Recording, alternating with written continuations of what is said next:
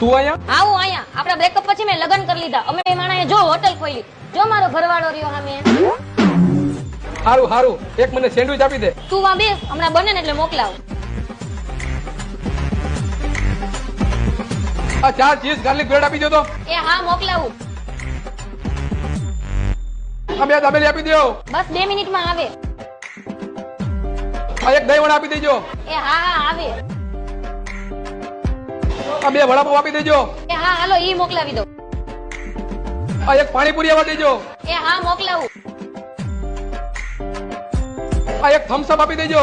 એ હા હા આવે. કેટલું બિલ થયું? વहाँ આગળ કાઉન્ટરે. કેટલું બિલ થયું આપણું? આલે 500 રૂપિયા થયા. ઓનલાઈન કરી દઉં. જોવો તો થઈ ગયા. હા થઈ ગયા.